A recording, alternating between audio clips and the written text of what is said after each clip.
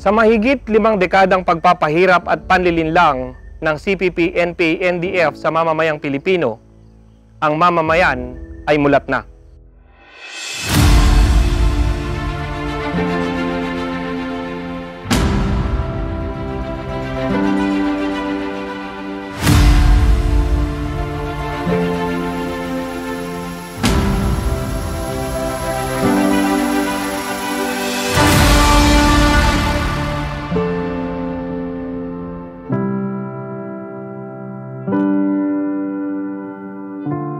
Ang nangyari po, nagdyan po sa kuya, sabi ni Sir Nacrio na pigisabing iyaba, nagsabi siya na tatabangan kami, na haling DA, na mataos siya ng banhi, na bilang itanom kan sa muyang uma. Dahil ko po aram na sabi nga na Sir Nacrio na ito pala sarong wanted na tao, nakasapi da sa NPA, na mayo kaming pag-aram.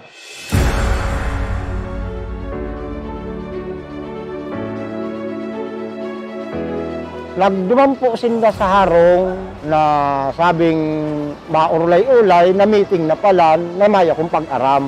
Na sinasabi ninda na nag-meeting na kang dahil ko aram kung anong klaseng pig-meetingan. Kaya po, pinayagan ko sinda mag-urulay duman sa harong. Kung aram ko lang po na labag sa gobyerno, isa naman po akong tao na mag-akseptan tao na bako man pala sa gobyerno ang kaipuhan na yung urulayan duman. Sa bayan ng Ocampo, lalawigan ng Camarines Sur ay inorganisa ang grupo ng magsasaka at itinatag ang grupo na Burunyog, na ang ibig sabihin ay pagkakaisa.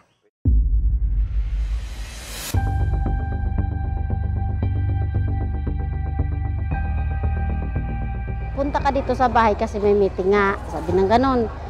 Eh, siyempre ang pagkaalam ko kasi sabi, pag di ang sinasabi, bibigay daw ng libreng binhi. O siyempre ako naman, nag-aasa na hindi naman mahihirapan, libre naman yun, mag-ian sa bulsa namin kasi hindi na kami bibili. Ngayon pumunta ako, sabi nandun yung Victor na yun, tsaka yung alias Gabi ata. Basta Gabi sabi nun, si Gabi. Yung nag-meeting kami, hindi ko alam kung ano yung mga sinasabi. Sabi daw yung imperialismo, ganun-ganun yung kontra gobyerno yung mga unang-una kasi sinasabihan, alam daw namin yung dalawang gobyerno. Umpisa na yung meeting niya, imperialismo, mga terorismo ata yun. Di ko lang yun, talagang hindi ko lang maintindihan. Bago mag-25 ata ng December, nagbigay ng relief, galing daw ng DA. Pero bago yun, nagrally kami ulit. Sabi nun, mag-rally daw ulit, sasama daw. Kasi siguro siyam ata kami sa isang jeep. Yun doon, may iba, may hawak ng mga card. Hindi ako naglapit doon, hindi ako naghawak. Nakikinig lang ako. May sumisigaw na ibagsak daw, ganun-ganun. Sa akin, pinapakinggan ko lang kasi hindi pumasok sa isip ko na ito pala, MPA, yung kasama namin. Hindi talaga yung pumasok sa isip ko. Tapos pagkatapos uwi kami, siguro 2:00, uwi na kami. Biglang nagsabi sa akin na may relief daw kami.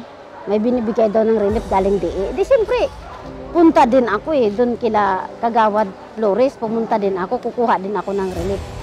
Pinagsalita ako nung galing daw yun sa Tabang Burunyog, tapos galing yun sa University Ada. Di ko lang sure kung ano yung university na sinasabi na pinasalita sa akin. Nakabidyo nga ako. Yun lang sinasabi. Tapos binigyan na ako ng pinapirma ako doon. Siyempre pirma din ako Lingid sa kaalaman ng mga miyembro, ang obheto pala ng kanilang organisador ay taliwas sa kanilang inaasahan. Sabi ko niya ko, ano niya ko ining inabutan tang ini ho? Sabi ko naman sa barkada ko. Niya ko, kala ko baga niya ko, di ang dudumananta.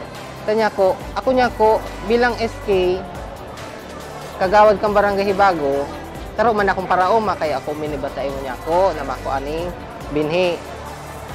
Tapos, inabutan kami ni illustration board, ano niya ko ini, garo niya ko, rally niya ko ini.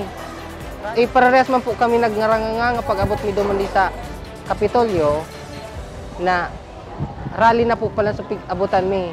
Parehas pa lang po niya kami mga taga digdi sa Barangay Hibago, nagkaroloko, bako man palan banhi so makukuha mi duman.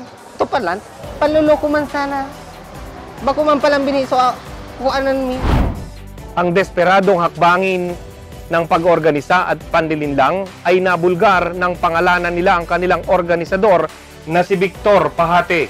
Si Victor Pahate ay kilala bilang isang miyembro ng Kilusang Magbubukid ng Pilipinas.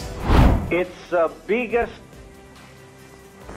component organizations are Kilusang Mayo 1, the Pambansang Kilusang Magbubukid, which is the Kilusang Magbubukid ng Pilipinas or KMP.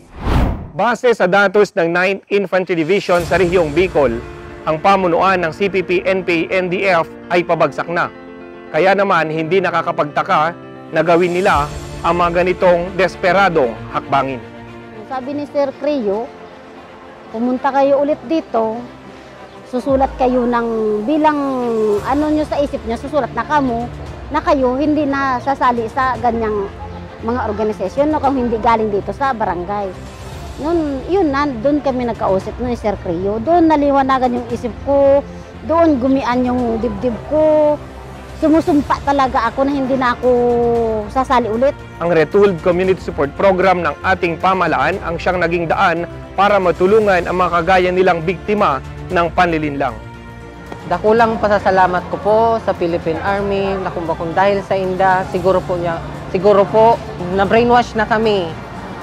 Siguro ngunyan sa panahon na ini, saro na kami sa grupo kang NPA na dahil may pagkaaram na, miski palan ang isip mi, tiglalaso na ninda.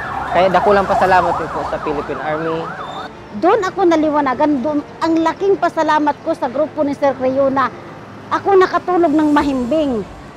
Para po sa hindi pa po nakasali sa ganyan, hindi pa po nakaalam sa mga ganyan. Wag na po kayong, basta pag alam nindong burunyog, wag na po kayong basta-basta sumali. Kasi iyan po, walang maidudulot na maganda sa pamilya nyo, walang maidudulot na maganda sa isip nyo. Lahat po iyan, pang ano po sa inyo, pang linlang para po kayong makakasali sa kanila. Ngayon po, dakulang po ang pasalamat ko, lalong-lalo na po kay Sir Creo na ginibo niyang maging maray, asing pinaliwanag niya sa muya, kung anong tama, kung anong sala.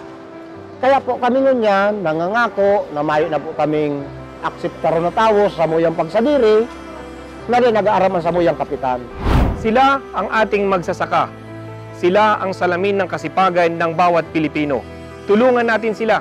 Ilayo natin sila sa mapaminsalang CPP, NPA, NDF. Ang banhi o binhi ang siyang nagsilbing patibong ng organisador sa mga munting magsasaka. At yan ang kwento ng banhi, burunyog, ang panlilinlang.